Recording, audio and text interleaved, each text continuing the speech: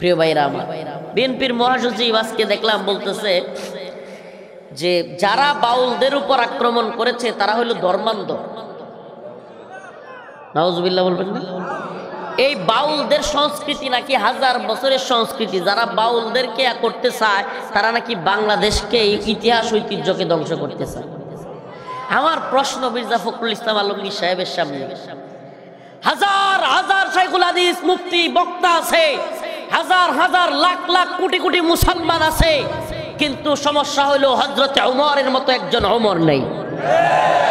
সমস্যা হলো একজন মুহাম্মদ বিন মাসলামা নাই। না হইলে আল্লাহর নিয়ে রাসূলের নিয়ে এইভাবে কথা বলবে? আজকে দেখলাম ভিডিওতে বিএনপির মহাসচিব মির্জা ফখরুল ইসলাম আলমগীর, অনেকে কথাগুলো বলবে হুজুর রাজনৈতিক বক্তব্য দেয়। বেটা, রাজনীতি কি তোর বাপ দাদার টাকা দিয়ে কিনা? বেটা, তোমরাই বলবা, আর কেউ বলতে পারবে না। এদেশে ইসলামের বিরুদ্ধে বললে হুজুররা কিছু বলতে পারবে না। আমরা রাজনৈতিক ভোট কারে দিবেন কারে দিবেন না এটা বলবো না, বলিও না, এটা আমাদের কাজ না।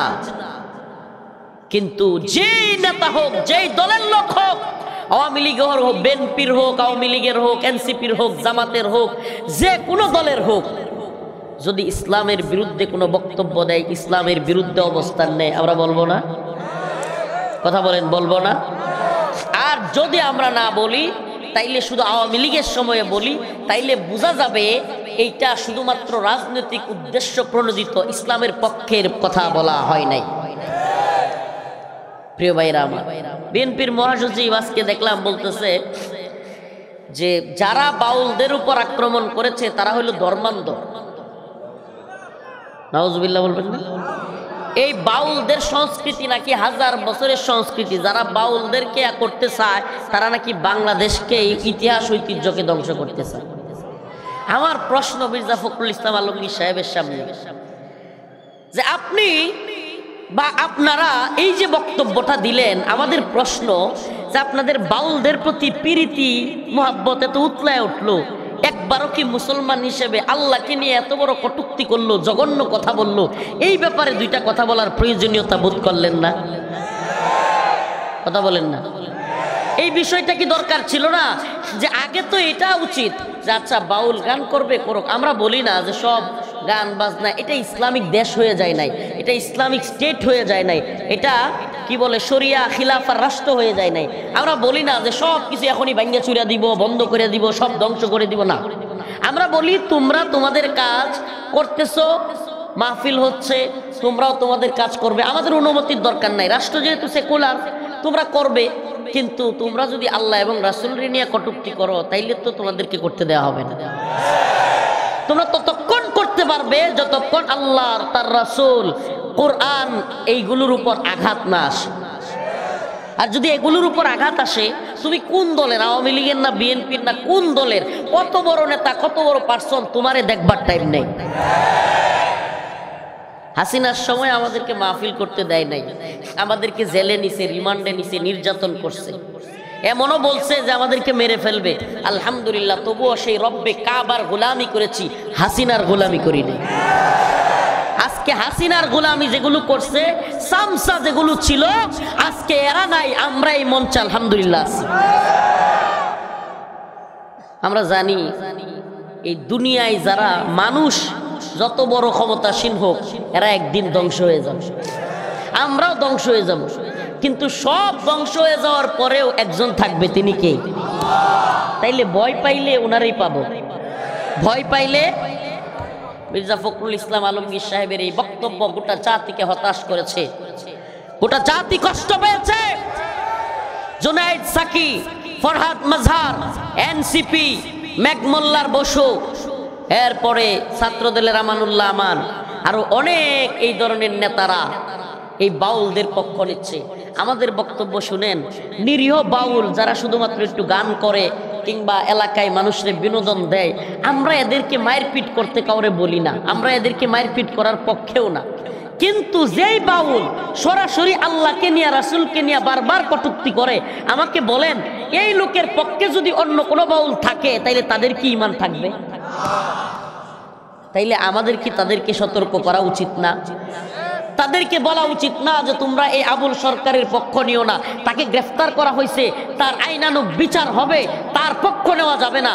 এখন তার পক্ষ নেওয়ার জন্য উইটা পড়া লাগছে। খুশি হইতেছেন?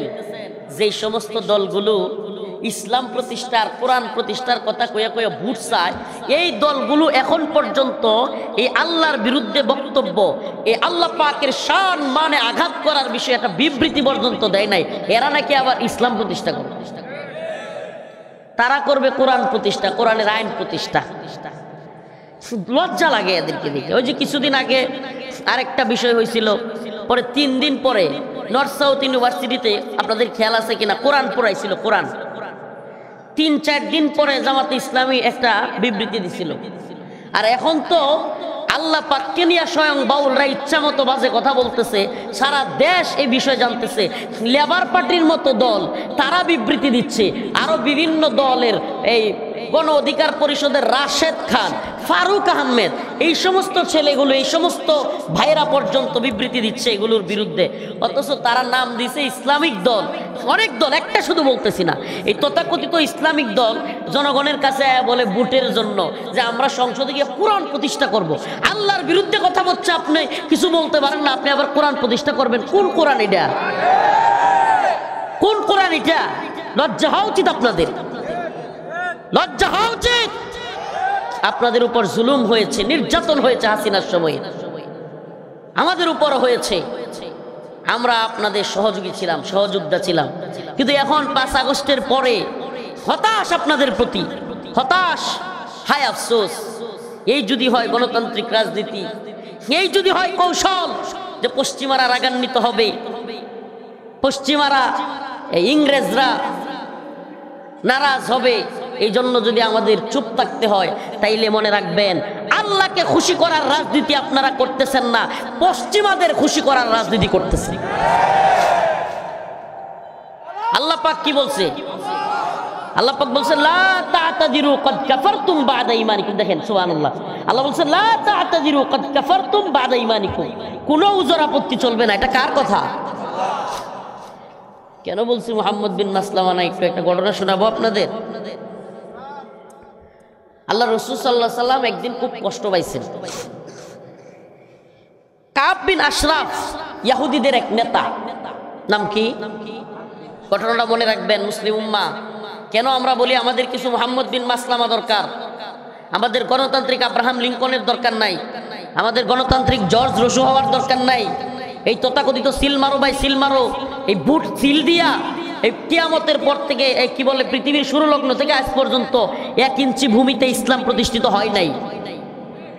লিখে রাখতে পারেন, হবেও না। এই জন্য বলি আমাদের মুহাম্মদ বিন মাসলামা দরকার। মুহাম্মদ বিন মাসলামারা এই সিলমারোর পথে আসবে না। মুহাম্মদ বিন মাসলামা রাদিয়াল্লাহু আনহুর মতো সাহাবায়ে কেরাম ওয়ালা ঈমান জজবা আসবে দাওয়া ইআদাদ জিহাদের পথে, শাহাদাতের পথে। আল্লাহর নবী কষ্ট পায়া সাহাবায়ে কেরামকে ডাকলেন, হে আমার সাহাবারা, হে আমার সাহাবারা, কাব বিন আশরাফ আমারে নিয়ে গালি দেয়, কবিতা লেখে, আমার বিরুদ্ধে কবিতা লেখে, আমারে গালি দেয়।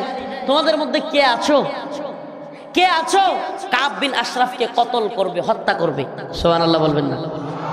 যারা বলে হুজুর আপনারা যে মানুষকে জজবা তুলে দেন, মানুষকে জাগায়া দেন, মানুষ জিহাদের কথা বলেন, আল্লাহর নবী কাউরে জীবনে মারতে বলছে? এই ধরনের সুশীল, এই ধরনের সেকুলার আছে না নাই? এই দেখেন আল্লাহ রসুল বলছে কি বলেন? আল্লাহ রসুল সুস্পষ্ট বলেছেন, এ তোমাদের মধ্যে কে আছে, সাউন্ডটা বাড়ান, এ তোমাদের মধ্যে কে আছে, হে আমার সাহাবারা, ওই কাব বিন আশরাফ আমারে গালি দেয়, আমার বড় কষ্ট লাগে। তোমাদের মধ্যে কে আছে কাব বিন আশরাফের কল্লা ফলাই দিবা, তাকে কতল করবা? সুবহানাল্লাহ। আল্লাহর নবীর সাহাবী মুহাম্মদ বিন মাসলামা রাদিয়াল্লাহু আনহু দাঁড়ায় গেলেন, ইয়া রাসূলুল্লাহ। আবু লাইলা রাদিয়াল্লাহু আনহু দাঁড়ায় গেলেন, ইয়া রাসূলুল্লাহ আতুহিব্বু আন তাকতুলাহু?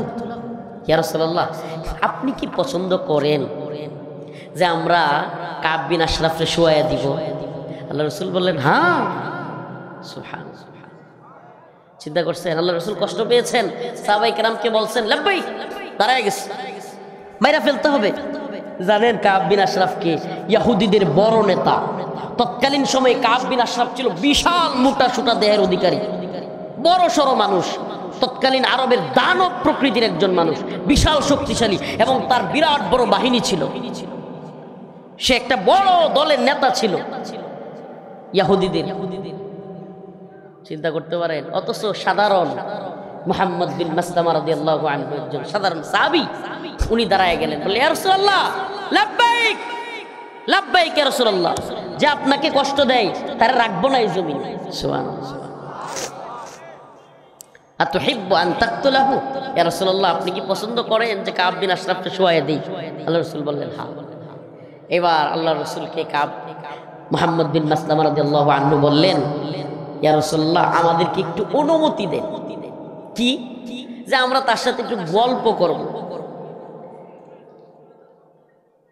যুদ্ধের কৌশল হিসেবে তার সাথে আমরা একটু গল্প করব, আমাদেরকে অনুমতি দেন। আল্লাহ রাসূল বললেন অনুমতি দেয়া হলো।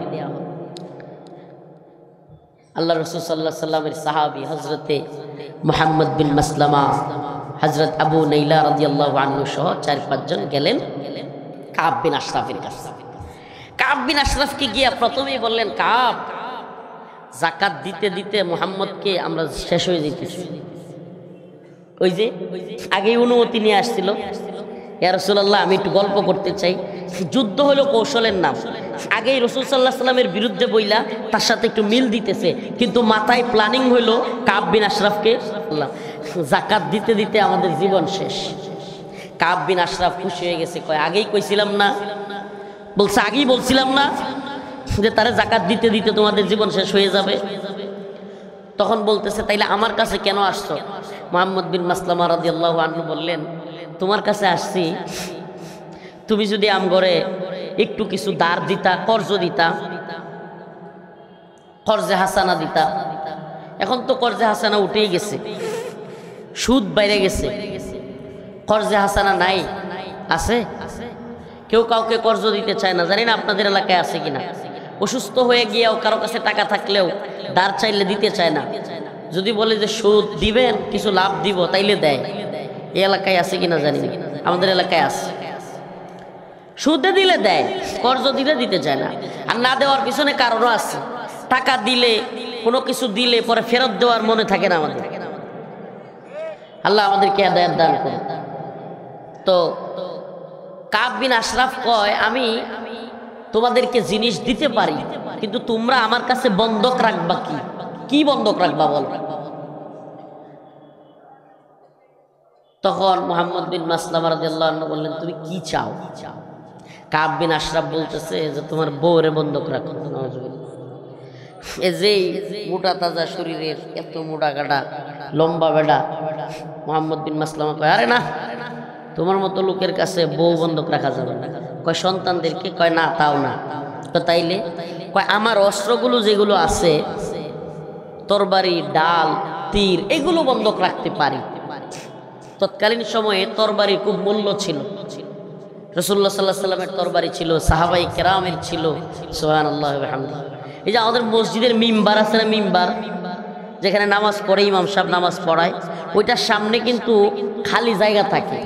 সুবহানাল্লাহ। ওই জায়গাটা ছিলই রাসূলুল্লাহ সাল্লাল্লাহু আলাইহি ওয়াসাল্লামের যুগে, সাহাবায়ে কেরামের যুগে ওই জায়গা অস্ত্র রাখার জায়গা ছিল। সুবহানাল্লাহ। এখন তো আমরা অস্ত্র রাখতে ভয় পাই। অস্ত্রের কথা শুনলেই কয় জঙ্গি, মৌলবাদী। একদিকে কাফের মুশরিকদের সবার হাতে অস্ত্র, এরা সবাই মুসলমানদেরকে সারা পৃথিবীতে হত্যা করতেছে, টনকে টন বোমা ফেলতেছে, মুসলমানদের ঘর বাড়ি সব ভাঙচুর করতেছে, আর আমাদেরকে বুঝাচ্ছে ওম শান্তি। ইসলাম মানে হইল শান্তি, শান্তি। তোমরা অস্ত্র নিও না, তোমাদেরকে খালি মায়ের দিব আমরা, তোমরা খালি মায়ের খাবা। এটা না? ফিলিস্তিনে আমাদেরকে মারছে, কাশ্মীরে আমাদেরকে মারছে, আরাকানে আমাদেরকে মারছে, মালি, সোমালিয়া, ইয়েমেন, আফগান, উইগুর, সব জায়গায় মুসলমানদের উপর নিপীড়ন, নির্যাতন। 1 কেজি 2 কেজি না, 1 মন 2 মন না, টনকে টন বোমা মুসলমানদের ঘর বাড়িতে ফেলতেছে। মুসলমানদের ঘর বাড়িগুলো একেবারে মিশিয়ে দিচ্ছে মাটির সাথে, পাউডার বানায় ফেলতেছে, পাউডার। এরপরে এই আমেরিকা, এই ইসরায়েল মুসলমানদেরকে সবক দেয়, ওম শান্তি, ইসলাম মানে হলো শান্তি। ও মুসলমান ইমানদার, কিন্তু সাহাবায়ে কেরাম এমন ছিলেন না। সাহাবায়ে কেরাম ছিলেন এই আয়াতের নমুনা। ইন্নাল্লাহা আশতারা মিনাল মুমিনিনা আনফুসাহুম ওয়া আমওয়ালাহুম বিআন্না লাহুমুল জান্নাহ ইউকাতিলুনা ফি সাবিলিল্লাহ ফায়াকতুলুনা ওয়া ইউকতালুন। আল্লাহ রাসূল এবং তার সাহাবায়ে কেরাম শুধু মার খাইতেন না, মার দিতেন। ইসলামের জন্য মায়ের খাওয়া যেমন সুন্নত, এই দ্বীনের জন্য, ইসলামের জন্য, কোরআনের জন্য, আল্লাহর জন্য মায়ের খাওয়া যেমন সুন্নত, মায়ের দেওয়াও সুন্নত। আল্লাহ রাসূল সাল্লাল্লাহু আলাইহি ওয়াসাল্লামের সাহাবী মুহাম্মদ বিন মাসলামা কৌশল করলেন, কৌশল। কাব বিন আশরাফের কাছ থেকে পণ্য নেওয়ার কথা বলে সিস্টেমে তারে ঘর থেকে বের করলেন, মিল দিলেন। কাব বিন আশরাফ আতর দিত, আতর, সুগন্ধি আছে না, সুগন্ধি ব্যবহার করতো মাথার চুলের মধ্যে, সুঘ্রাণ। তো মুহাম্মদ বিন মাসলামা একটু প্রশংসা করলেন, বললেন, কাব কি সুগন্ধি দিলা, একবারে ঘ্রাণ ছড়ায় যাইতেছে। মোটা মানুষ, লম্বা মানুষ, পাম দিছে, ফুইলা গেছে, খুব খুশি হয়েছে। কাব বিন আশরাফ কয়, খুশি হইয়া তো মুহাম্মদ বিন মাসলামা রাদিয়াল্লাহু আনহু যখন বললেন যে কি সুগন্ধি দিলা, ঘ্রাণ ছড়ায় গেছে, তোমার মাথাটা একটু আগায় দাও তো দেখি তোমার ঘ্রাণটা। সুবহানাল্লাহ বলবেন, মাথাটা একটু আগায় দিবা। কোনো কিচ্ছা বানোয়াট গল্প বলতেছি না, হাদিসের কথা। মুহাম্মদ বিন মাসলামা রাদিয়াল্লাহু আনহু, আবু নিগলা রাদিয়াল্লাহু আনহু বললেন যে কাব, তোমার মাথার যে সুগন্ধি চুলের, একটু মাথাটা আগায় দাও, একটু ঘ্রাণ নেই। কাব খুশিতে গদগদ হইয়া পাম দিছে, খুশি হয়ে গেছে গা, কল্লাটা সামনে আগায়া দিছে। মুহাম্মদ বিন মাসলামা চিৎকার মেরে কল্লাটা ধরে চিৎকার করে বলা শুরু করছে, এ কাব বিন আশরাফ, আমার রাসূলকে নিয়ে কটূক্তি করিস, আমার রাসূলকে নিয়ে ব্যঙ্গ করিস, আমার রাসূলের বিরুদ্ধে কবিতা লিখিস, তোর দিন আজকে শেষ। আবু নাইলা সহ সাহাবায়ে কেরামকে বললেন, ওর কল্লায় আমি ধরছি, এবার একটা কোপ দাও। আল্লাহর নবীর সাহাবীরা এক কোপ দিয়ে কল্লা ফেলে দিলেন এবং তৎক্ষণাৎ ছুটে ওই জায়গা ছেড়ে দিলেন।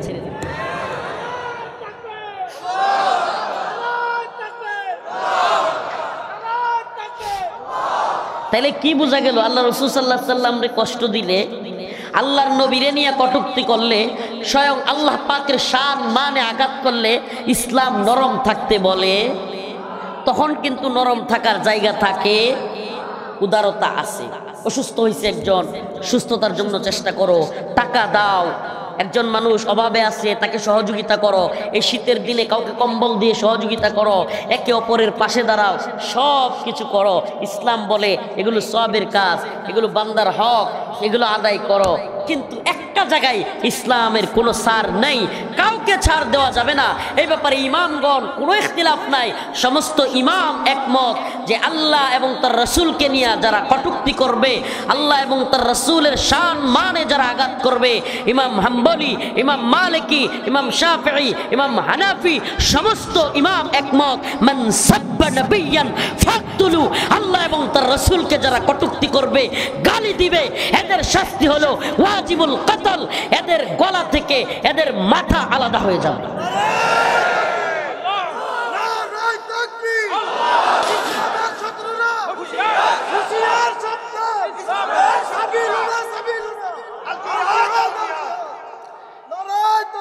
আপনার বাপের কথা কইলে মিয়া সহ্য হয় না, আমনের নেতারে কথা কইলে সহ্য হয় না। শেখ মুজিবুর রহমানের নামে কথা বললে বিগত সরকারের সময় মামলা হইতো কি হইতো না? হ্যাঁ, ধরে নিত কি নিত না?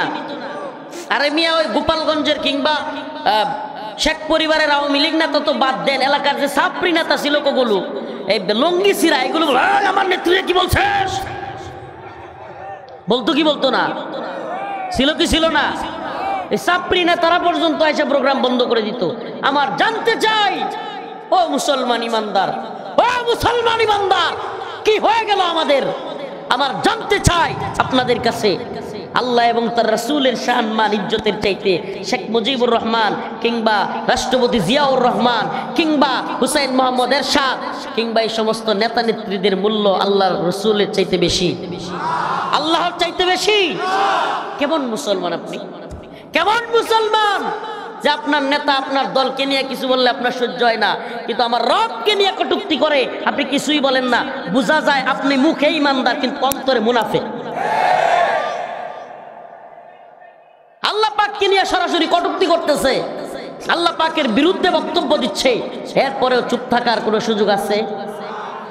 وَلَئِن سَأَلْتَهُمْ لَيَقُولُنَّ إِنَّمَا كُنَّا نَخُوضُ وَنَلْعَبُ قُلْ أَبِاللَّهِ وَآيَاتِهِ وَرَسُولِهِ كُنتُمْ تَسْتَهْزِئُونَ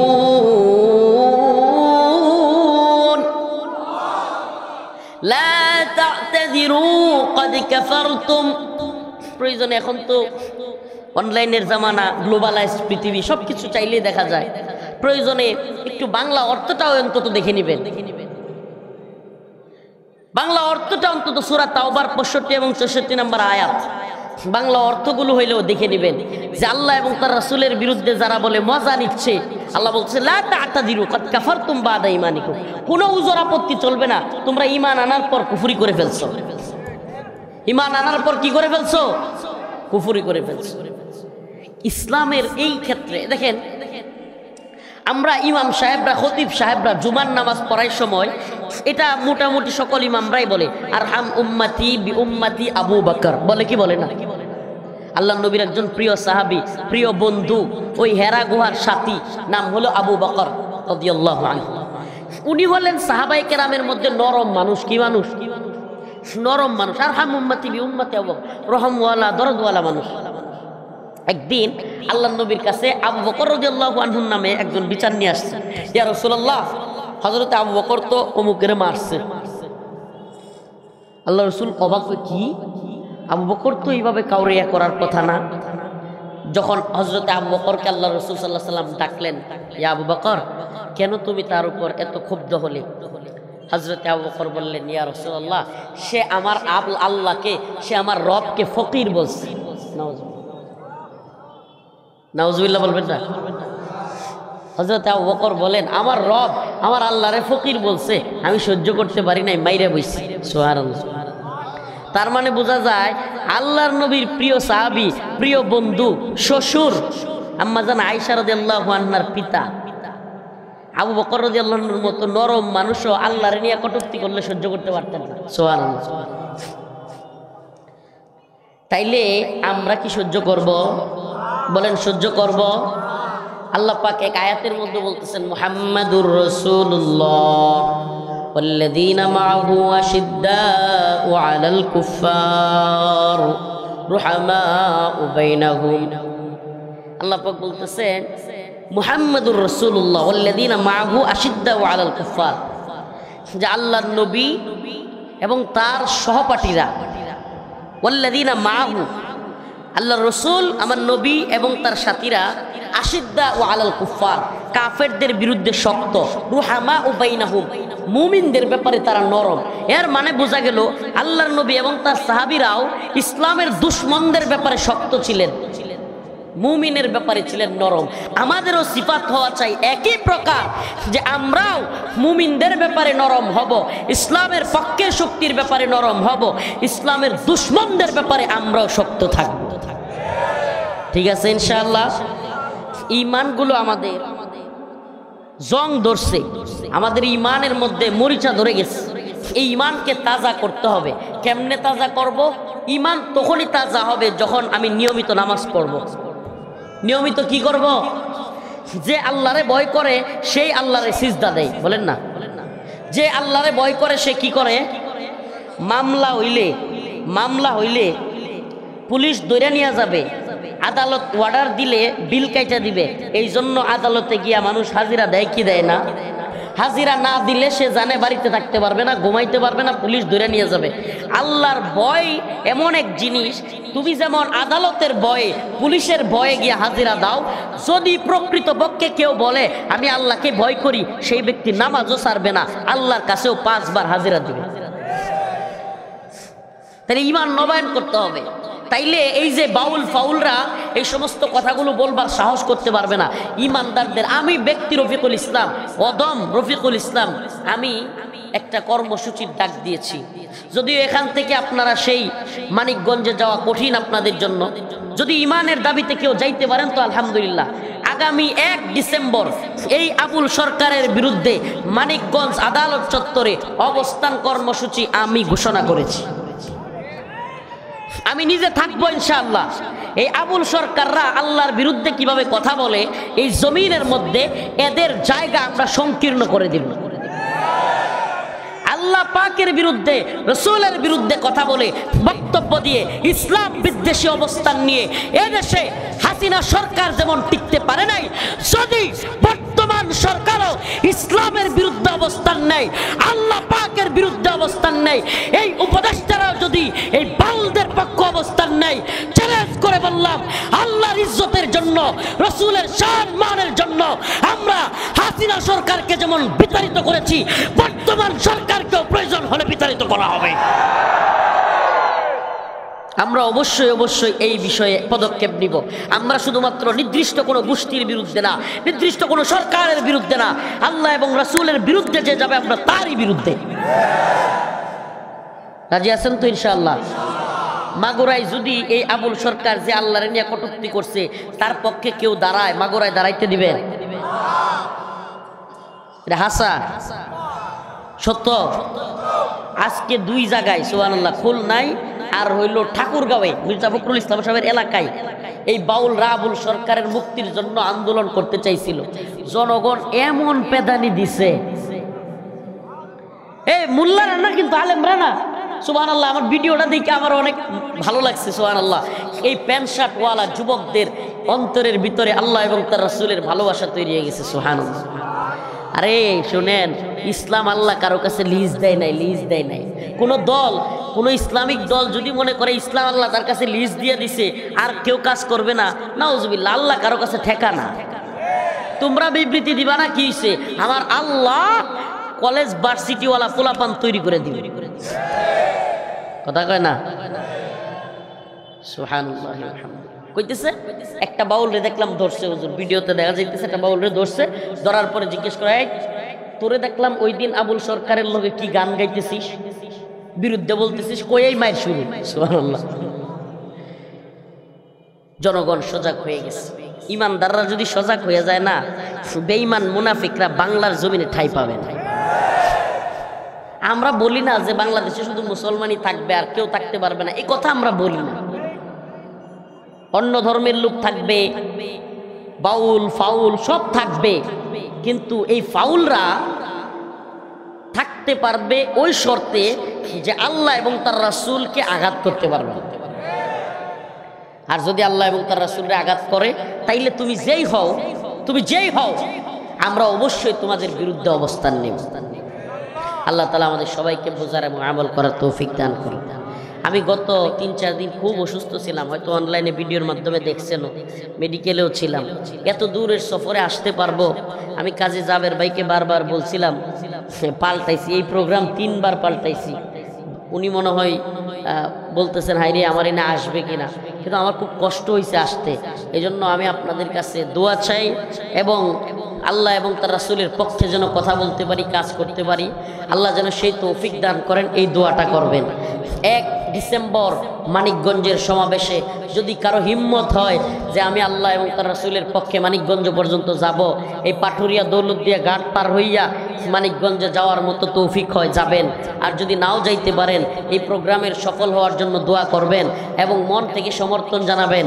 আর মাগুরায় যদি কোনো লোক আল্লাহ এবং তার রাসূলের বিরুদ্ধে দাঁড়ায়, তাদের বিরুদ্ধে অবস্থান নেবেন। পারবেন তো ইনশাআল্লাহ? আল্লাহ পাক আমাদের সবাইকে আল্লাহর পক্ষে, দ্বীনের পক্ষে অটল অবিচল থাকার তৌফিক দান করুক। সুবহানাকাল্লাহুম্মা ওয়া বিহামদিক, আশহাদু আল্লা ইলাহা ইল্লা আনতা, আস্তাগফিরুকা ওয়া আতুবু ইলাইক। আলহামদুলিল্লাহি রাব্বিল আলামিন, আর রহমানির রহিম, মালিক ইয়াউমিদ্দিন, ইয়াকা না'বুদু ওয়া ইয়াকা নাস্তাঈন। হে আল্লাহ পাক, পরওয়ারদিগারে আলম, আল্লাহ খুলুসিয়তের সাথে আপনার সম্মান নিয়ে কাজ করার তৌফিক আমাদেরকে দান করেন। আল্লাহ আমরা তো আপনারই বান্দা, আল্লাহ আপনার গোলাম। আল্লাহ আপনার নিয়ে কথা বললে আমাদের কষ্ট লাগে। আল্লাহ আপনি হয় এদেরকে হেদায়েত দেন, না হয় ধ্বংস করে দেন। আল্লাহ এই মির্জা ফখরুল সহ যেগুলো এই বাউল ফাউলদের পক্ষ নিছে এদের হেদায়েত দেন, নাইলে ধ্বংস করে দেন। রব্বুল আলামিন আল্লাহ ফিলিস্তিনের মুসলমানদেরকে হেফাজত করেন। Bosnia, Chechnya, Mali, Somalia, Yemen, Afghan, Uyghur, Kashmir, Arakan সমস্ত ভূখণ্ডের মুসলমানদেরকে হেফাজত করেন। রব্বুল আলামিন আল্লাহ আপনার এবং তার রসুলের ভালোবাসা, সাহাবাওয়ালা ভালোবাসা আমাদের অন্তরে দিয়ে দেন। আল্লাহ আল্লাহ আমি অসুস্থ, আরও যারা অসুস্থ তাদেরকে সুস্থতা দান করেন। আল্লাহ আল্লাহ ঋণগ্রস্তদের ঋণ পরিশোধ করার তৌফিক দান করেন, অভাবীদের অভাব দূর করেন। আল্লাহ আল্লাহ আল্লাহ প্রবাসীদেরকে সহি সালামতে রাখিয়েন। আল্লাহ আল্লাহ সমস্ত জুলুম থেকে আমাদেরকে হেফাজত করেন। আল্লাহ পৃথিবীর সমস্ত উম্মত মুসলিমাকে হেফাজত করিয়েন। আল্লাহ দলহারা দারুল উলুম মাদ্রাসাকে কবুল করিয়েন। আল্লাহ আল্লাহ মাদ্রাসার ছাত্র শিক্ষককে কবুল করিয়েন। আল্লাহ এই মাদ্রাসার হাজতগুলো গাইবি খাজানা থেকে পূরণ করিয়া দিয়েন। সুবহানা রাব্বিকা রাব্বিল ইজ্জাতি আম্মা ইয়াসিফুন, সালামুন আলাল মুরসালিন, আলহামদুলিল্লাহ।